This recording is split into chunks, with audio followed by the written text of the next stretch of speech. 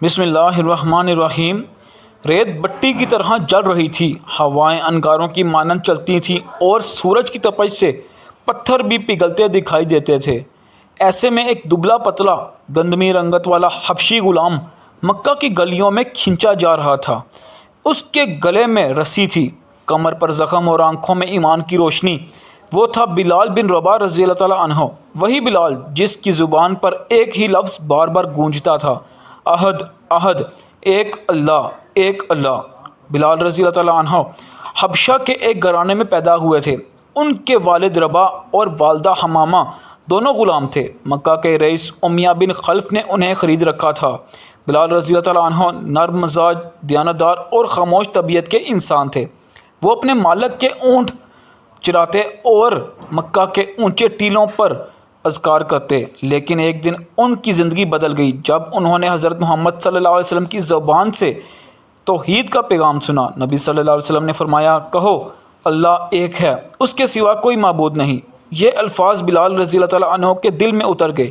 غلامی کی زنجیریں کمزور پڑنے لگی اور دل میں ایک نیا نور جاگ اٹھا۔ بلال رضی اللہ تعالیٰ عنہ نے اسلام قبول کر لیا، خاموشی سے مگر ایمان کے پورے یقین کے ساتھ۔ جب امیہ بن خلف کو معلوم ہوا کہ اس کا غلام مسلمان ہو گیا ہے تو وہ غصے سے کانپ اٹھا۔ بلال، کیا تو محمد کے دین پر چل پڑا؟ بلال رضی اللہ تعالیٰ عنہ نے پرعزم لہجے میں کہا، ہاں وہی حق ہے، اللہ ایک ہے، محمد صلی اللہ علیہ وسلم اس کے رسول ہیں۔ یہ سنتے ہی امیہ نے بلال رضی اللہ تعالیٰ عنہ کو زمین پر گرا دیا۔ انہیں گرم پتھروں پر لٹایا گیا، لوہے کی ذرہ پہنائی گئی اور دھوپ میں جلایا گیا، مگر بلال رضی اللہ تعالیٰ عنہ کی زبان سے صرف ایک لفظ نکلتا رہا، احد احد۔ لوگ کہتے، بلال کہہ دے کہ ہمارے بت بھی کچھ ہیں، تجھے چھوڑ دیں گے، لیکن بلال رضی اللہ تعالیٰ عنہ کے ہونٹوں پر مسکراہٹ آ جاتی۔ میرے دل میں صرف ایک رب ہے، وہ جو آسمانوں کا خالق ہے۔ ایک دن امیہ نے انہیں کھلے میدان میں کھینچ کر لایا، زمین تپتی ہوئی تھی۔ بلال رضی اللہ تعالیٰ عنہ کو پیٹ کے بل لٹا کر ان کے سینے پر ایک بڑا پتھر رکھ دیا گیا تاکہ وہ ہل نہ سکیں۔ بول بلال، لات و عزیٰ کو پکار ورنہ یہ پتھر تیری سانس کو روک دے گا۔ بلال رضی اللہ تعالیٰ عنہ نے ہلکی مگر پر ایمان آواز میں کہا، احد احد۔ یہ لفظ آسمانوں تک گونج گیا۔ فرشتے گواہ بن گئے کہ ایک غلام اپنے رب کے لیے کس طرح آزمایا جا رہا ہے۔ ایک دن جب نبی صلی اللہ علیہ وسلم کے ساتھیوں نے بلال رضی اللہ تعالیٰ عنہ پر ہونے والا ظلم دیکھا تو حضرت ابو بکر رضی اللہ تعالیٰ عنہ کا دل کانپ گیا۔ وہ امیہ کے پاس گئے اور کہا، امیہ، یہ انسان ہے، اس پر رحم کر۔ امیہ ہنسا، یہ تیرا محمدی غلام ہے، اگر اسے چاہتے ہو تو قیمت ادا کرو۔ حضرت ابو بکر رضی اللہ تعالیٰ عنہ نے کہا، میں اسے خرید لیتا ہوں۔ امیہ نے زیادہ قیمت مانگی لیکن ابو بکر رضی اللہ تعالیٰ عنہ نے بغیر جھجک ادا کر دی۔ یوں بلال رضی اللہ تعالیٰ عنہ کو آزادی ملی، مگر وہ غلامی سے نہیں، ایمان کی قوت سے آزاد ہوئے تھے۔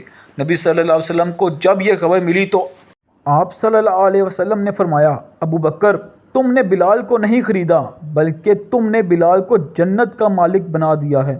مدینہ ہجرت کے بعد جب مسجد نبوی تعمیر ہوئی، نبی صلی اللہ علیہ وسلم نے فرمایا، ہمیں نماز کے لیے بلانے کا ایک طریقہ چاہیے۔ چند صحابہ نے تجاویز دیں مگر آپ صلی اللہ علیہ وسلم نے خواب میں اذان کے الفاظ سنے اور جب مؤذن کا انتخاب ہوا سب کی نگاہیں ایک ہی شخص پر ٹک گئیں۔ بلال رضی اللہ عنہ مینارے پر چڑھے۔ مدینہ کی ہواؤں میں پہلی بار ایمان کی آواز گونجی، اللہ اکبر، اشہد ان لا الہ الا اللہ۔ مدینہ کی فضاؤں میں نور پھیل گیا۔ نبی صلی اللہ علیہ وسلم کے چہرے پر مسکراہٹ تھی۔ وہ غلام جو کبھی رسیوں میں بندھا تھا آج اسلام کی آواز بن چکا تھا۔ وقت گزرا، غزوات ہوئے، اسلام پھیلا۔ پھر وہ دن آیا جب نبی صلی اللہ علیہ وسلم دنیا سے رخصت ہو گئے۔ بلال رضی اللہ تعالیٰ عنہ نے جب یہ خبر سنی تو ان کی آواز رک گئی۔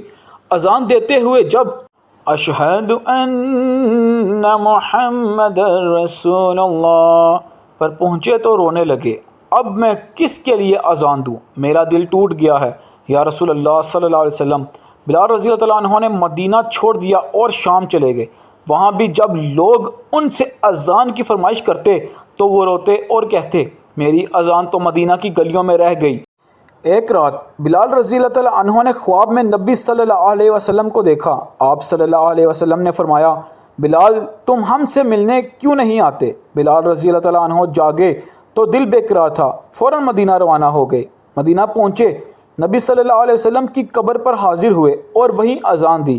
جب انہوں نے اللہ اکبر کہا تو پورا مدینہ لرز اٹھا، عورتیں گھروں سے نکل آئیں، بچے رو پڑے، بوڑھے سجدے میں گر گئے۔ سب کہہ رہے تھے یہ وہی آواز ہے جو ہم نے رسول صلی اللہ علیہ وسلم کے زمانے میں سنی تھی۔ بلال رضی اللہ تعالیٰ عنہ کی زندگی کے آخری لمحات آئے، ان کی زوجہ روتی تھیں اور کہتی تھیں۔ بلال رضی اللہ تعالیٰ عنہ مسکرائے اور بولے، نہیں، خوش ہو جاؤ، کل میں محمد صلی اللہ علیہ وسلم اور ان کے ساتھیوں سے ملاقات کروں گا۔ چہرے پر مسکراہٹ، لبوں پر احد احد اور روح پرواز کر گئی، ایمان کی خوشبو چھوڑ کر۔ حضرت بلال رضی اللہ تعالیٰ عنہ ہمیں یہ سکھاتے ہیں کہ ایمان کسی جسم یا رنگ سے نہیں، دل کے یقین سے پہچانا جاتا ہے۔ صبر کی انتہا جنت کی ضمانت ہے۔ جو اللہ پر بھروسہ کرے دنیا اس کے سامنے جھک جاتی ہے۔